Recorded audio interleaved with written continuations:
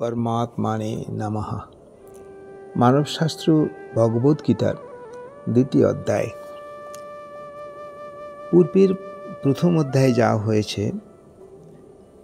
দুর্যোধনের কথায় দ্রোণাচার্য কোনো উত্তর না দেওয়ায় দুর্যোধন মনক্ষুণ্ণ হলেন। তাকে খুশি করার জন্য ভীষ্ম শঙ্খ বাজালেন, অন্যরাও বিভিন্ন প্রকার শঙ্খ বাজালেন। অর্জুন পরমাত্মীয়দের সঙ্গে যুদ্ধ করবে না বলে রথের উপর বসে পড়লেন। দ্বিতীয় অধ্যায়। সঞ্জয় ধৃতরাষ্ট্রকে বলতে শুরু করলেন। এখানে সঞ্জয় সম্পর্কে একটু বলে রাখা ভালো। ধৃতরাষ্ট্রের অন্যতম মন্ত্রী সঞ্জয়। সঞ্জয় গবল্লন নামক বংশে জন্ম, কিন্তু মণিদের মতো জ্ঞানী ও ধর্মাত্মা ছিলেন। ধৃতরাষ্ট্র জন্মান্ধ ছিলেন, কিন্তু যুদ্ধের সংবাদ জানতে আগ্রহী ছিলেন বলে মহর্ষি ব্যাসদেব সঞ্জয়কে দিব্য দৃষ্টি প্রদান করেন, যাতে যুদ্ধের বিষয় বর্ণনা করতে পারেন। এখন আসছি সাংখ্যযোগ। দ্বিতীয় অধ্যায়। সঞ্জয় উবাচ। শ্লোক নম্বর 1।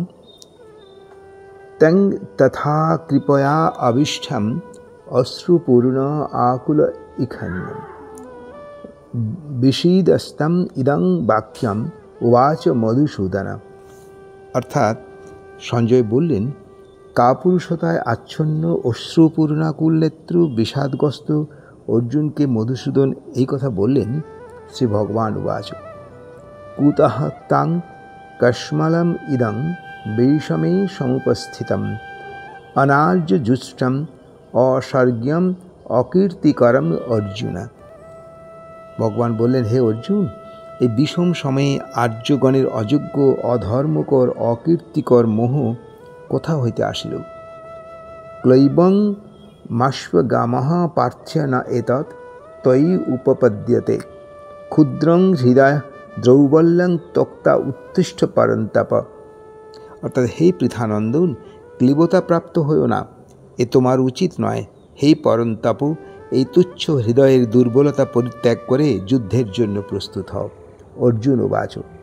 কথং ভীষ্মম অহং সাংখ্য দ্রোণাচ মধুসূদন ইষুভি প্রতিয়োৎস্যামি পূজা অহো অরিসূদন। অর্জুন বললেন, হে মধুসূদন, ভীষ্ম, দ্রোণ এদের সঙ্গে আমি কি করে যুদ্ধ করব? এরা আমার পূজার যোগ্য। শ্লোক নাম্বার 5। গুরুন হত্যাহি মহা অনুভাবান শ্রেয় ভক্তুম ভক্ষ্যম অপি ইহলোকে হত্যা অর্থ কামান্তু গুরুন ইহ এব ভুঞ্জীয় ভোগান রুধির প্রদিগ্ধান। অর্থাৎ মহানুভব গুরুজনদিগকে বধ না করে ভিক্ষান্ন গ্রহণ করাই শ্রেয়। গুরুজনদের বধ করে রক্তসিক্ত সেই ধনসম্পদ ও রাজ্য তো ভোগ করতে হবে। 6 নম্বর শ্লোক। ন চ এতৎ বিদ্মা কতরত্ন্যাগর্যো যায়েম যদি বা নো জয়ে যুক্ত্যঃ ইয়ান এব হত্যান জীবিবাসাম তে এব অবস্থিতাঃ প্রমুখে ধর্তরাষ্ট্রঃ। অর্থাৎ আমি বুঝতে পারছি না যুদ্ধ জয় এবং পরাজয়ের মধ্যে কোনটি শ্রেয়। যাদের হত্যা করে জীবিত থাকতে চাই না, সেই ধৃতরাষ্ট্রের পুত্রগণই সামনে উপস্থিত। কার্পণ্য দোষ উপভৃত স্বভাব পৃচ্ছামি তাং ধর্ম সংমূঢ়া চেতাঃ ইয়ৎ শ্রেয়ঃ সৎ নিশ্চিতং ব্রূহি তৎমে শিষ্যঃ তে অহম সাধি। 7 নম্বর শ্লোক। অর্থাৎ কাপুরুষতার দোষে অভিভূত স্বভাব এবং ধর্মে মোহিত অন্তঃকরণে আমি জিজ্ঞাসা করছি, যেটি নিশ্চিত রূপে আমার জন্য শ্রেয় সেটি বলুন। আমি আপনার শিষ্য, আপনার শরণাগত, আমাকে উপদেশ দিন। 8 নম্বর। ন হি প্রপশ্যামি মম অপুনুদ্যত ইয়ৎ শোকম উৎশোষণম ইন্দ্রিয়াণাম অবাপ্য ভূমৌ অশুপত্নম হৃদ্যং রাজ্যং সুরাণাম অপিচ অধিপত্যম। ভূমণ্ডলে বা পৃথিবীতে শত্রুশূন্য সমৃদ্ধি, রাজ্য, সুরাগণ বা দেবতাদের উপর আধিপত্য পেয়েও আমরা ইন্দ্রিয়গণের শেষণকারী শোক আকাঙ্ক্ষা দূর করতে পারেননি।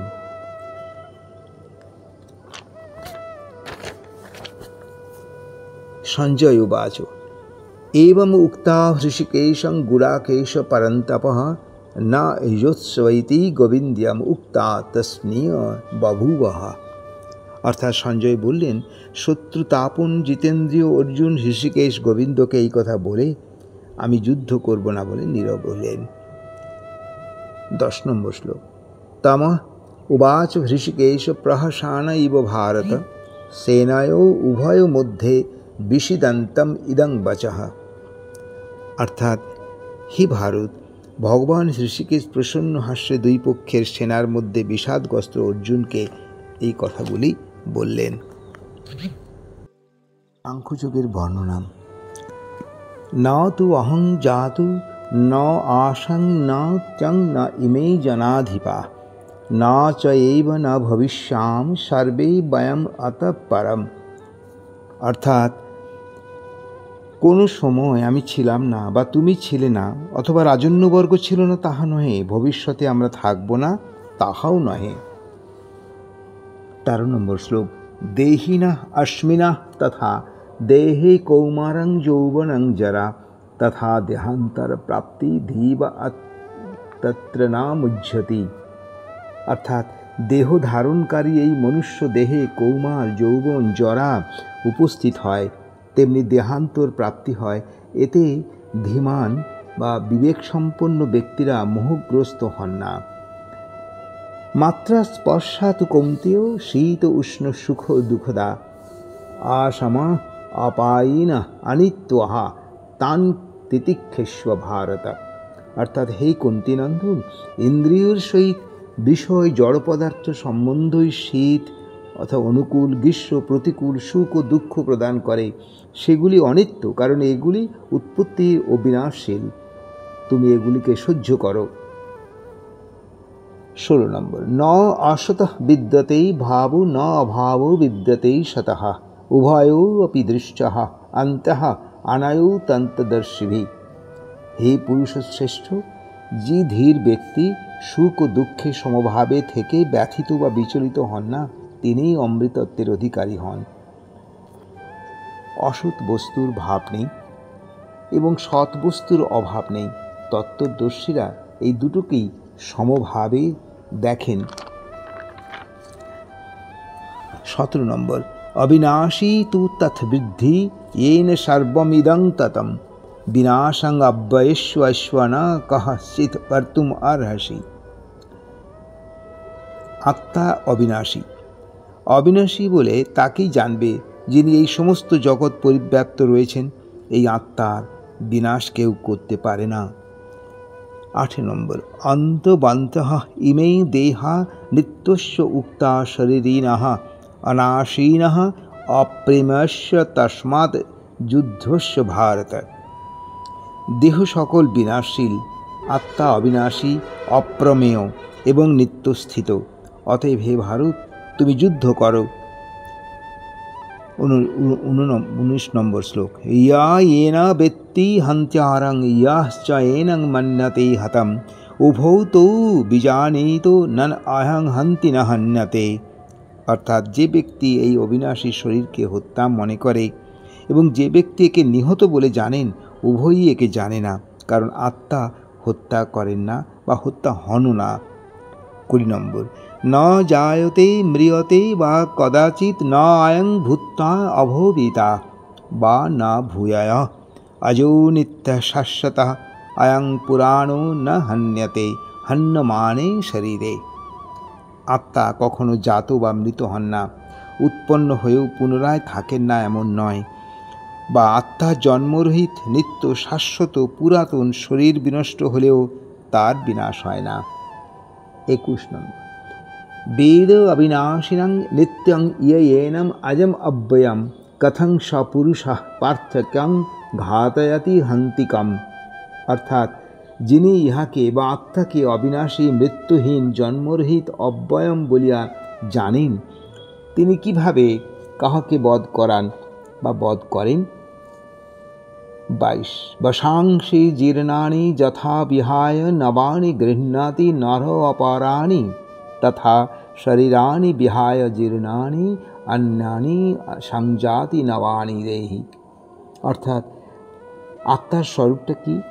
মানুষ যেমন জীর্ণ বস্ত্র পরিত্যাগ করে অন্য নতুন বস্ত্র গ্রহণ করে, সেইরূপ দেহীও পুরাতন শরীর পরিত্যাগ করে অন্য নতুন শরীর প্রাপ্ত হয়। 23 ন এনং ছিন্দন্তি শস্ত্রাণি ন এনং দহতি পাবকঃ ন চ এনং ক্লেদয়ন্তি আপঃ না শোষয়তি মারুতঃ।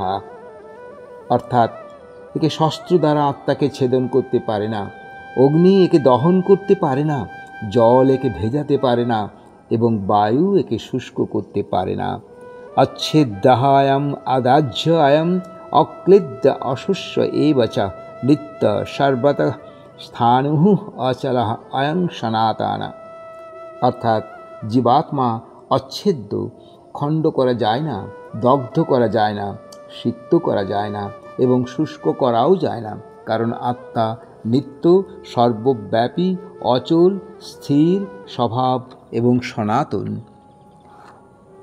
25 अव्यक्तः अयम् अचिन्त्यः अयम् अविकार्य उच्यते तस्मात् एवं विदित्वा एनं न अनुशोचितुम अर्हसि। এই আত্মা অব্যক্ত, অচিন্ত, যা চিন্তার অতীত, বিকারহীন। অতএব আত্মাকে এরূপ জেনে তোমার শোক করা উচিত নয়। अथा च एनं नित्यजातं नित्यं वा मन्यसे मृतं তথাপি ত্বং মহাবাহো ন এনং সচিতুম অর্হসি। অর্থাৎ হে মহাবাহো, যদি তুমি মনে করো যে জীবাত্মা সর্বদা জন্মায় এবং শরীরের সঙ্গে মৃতও হয়, এর জন্য শোক করা উচিত নয়। এরপর পুনর্জন্ম কিভাবে হয়? জাতস্য হি ধ্রুব মৃত্যু ধ্রুবং জন্ম মৃত্যুস্য চ তস্মাৎ অপরিহার্য অর্থেন ত্বং সচিতুম অর্হসি। অর্থাৎ যেহেতু জাতজীবের মৃত্যু হবেই এবং সে মরে তার জন্মও নিশ্চিত বা পুনর্জন্ম হবেই, সেই অপরিহার্য বিষয়ে তোমার শোক করা উচিত নয়। 28 অব্যক্ত আদিনি ভূতানি ব্যক্ত মধ্যানি ভারত অব্যক্ত নিধানানি এব তত্র কাপবিদেবনা। হে ভারত, সকল প্রাণী জন্মের পূর্বেই অব্যক্ত ছিল, মধ্যে ব্যক্ত ভাব বা প্রকাশিত হয়, মৃত্যুর পরেও অব্যক্ত হবে, তাতে শোক করছো কেন? আশ্চর্যবৎ পশ্যতি কশ্চিৎ এনম আশ্চর্যবৎ বদতি তথা এব চ্যেতৈ আচান্যঃ আশ্চর্যবৎ চ এনম অন্যঃ শৃণোতি শ্রুত্বাপি এনং বিদন চ এব কশ্চিৎ। অর্থাৎ কেহ আত্মাকে আশ্চর্যবোধ দেখেন, কেহ একে আশ্চর্যবোধ রূপে বর্ণনা করেন, আবার কেউ একে আশ্চর্যরূপে শোনেন এবং এর বর্ণনা শুনে কেউ একে ঠিকমতো জানেনও না। দেহি নিত্যম অবধ্যঃ অয়ং দেহে সর্বস্ব ভারতঃ তস্মাৎ সর্বাণি ভূতানি ন ত্বং শোচিতুম অর্হসি। অর্থাৎ হে ভারত, সকল প্রাণীর দেহে এই অবদ্ধ অর্থাৎ যাকে বধ করা যায় না আত্মা রয়েছে, সেই জন্য কোনো প্রাণীর জন্য তোমার শোক করা উচিত নয়। ক্ষত্রিয়ের কর্তব্য স্বধর্ম अपि च अवेक्ष्य न अविकल्पितुम अर्हसि धर्माथि যুদ্ধাৎ শ্রেয় अन्यत् ক্ষত্রিয়স্য न বিদ্যতে। অর্থাৎ স্বধর্ম বা ক্ষত্রিয় ধর্ম লক্ষ্য করিয়াও তোমার বিচলিত হওয়া উচিত নয়।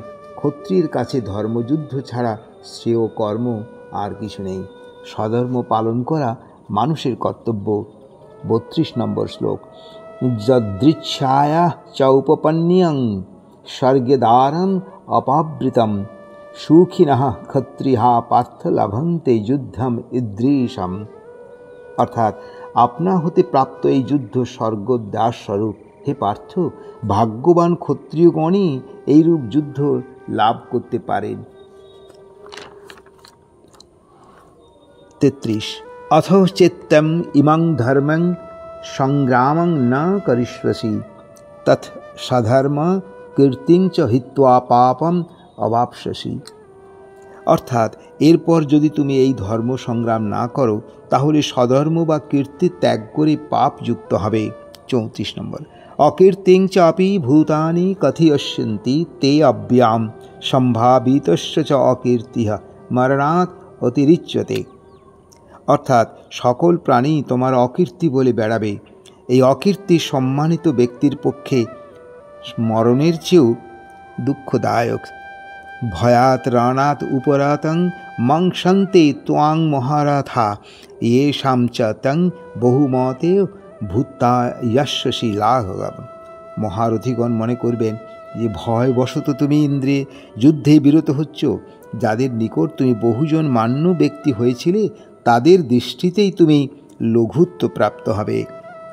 অবাচ্যবাদাঞ্চ বহুনা বদিষ্যন্তি তব অহিতাঃ নিদ্যন্ত্যঃ তব সামর্থ্যং ততো দুঃখতরং ন কিমু।